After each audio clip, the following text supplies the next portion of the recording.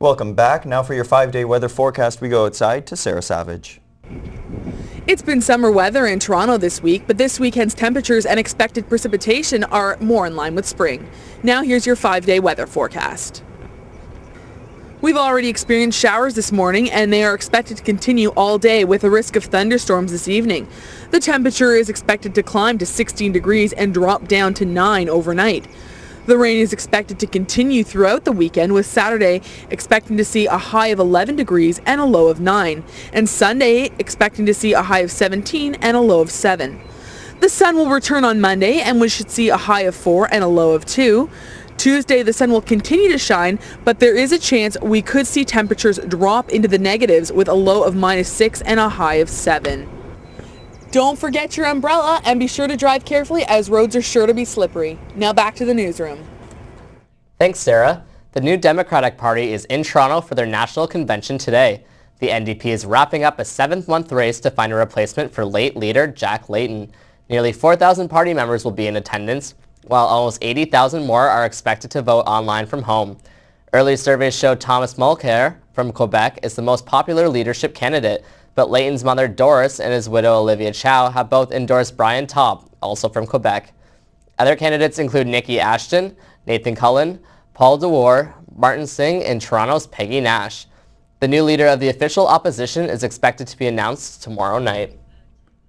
Christian Parody is off the hook as far as the Prime Minister is concerned. Stephen Harper has no plans to punish the current industry minister for a conflict of interest. After 2 years of interviews with 21 witnesses, the Federal Ethics Commissioner says Parody violated a section of the Act that prohibits preferential treatment to a person. Parody was head of Public Work and Government Services when he recommended the department talk to Tory MP Raheem Jaffer's company, Green Power Generation. Harper says there was no ill intention or substantial harm from Parody's actions. The U.S. soldier who killed several civilians during a night attack in Afghanistan has been charged. Army Sergeant Robert Bales is facing 17 counts of murder and 6 accounts of attempted murder under U.S. law. Afghanistan's Taliban has vowed revenge on NATO forces for the death of the civilians. In a telephone interview with Reuters, a Taliban spokesman says Bales' attack was planned and the group will take revenge on all American forces. A Florida police chief has temporarily stepped down amid controversy stemming from the killing of a black teenager. 17-year-old Trayvon Martin was shot and killed by a neighborhood watch captain last month. Martin was unarmed. George Zimmerman followed Martin against the advice of an emergency dispatcher. Zimmerman says he was attacked by Martin and shot the teen in self-defense. Florida law says deadly force can be used in self-defense. Chief Bill Lee chose not to arrest Zimmerman. Lee says he is stepping down because he has become a distraction in the investigation. President Barack Obama says the teen's death is a tragedy and is calling for a full investigation. And now with your sports news, here's Luke Vermeer.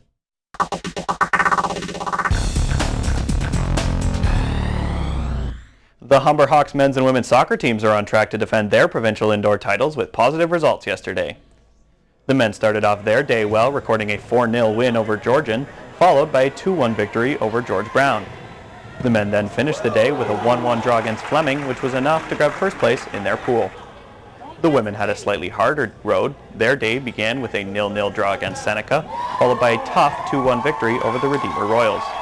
The Hawks finished the day with a solid 4-0 win over Fanshawe, securing Humber as first place in their group.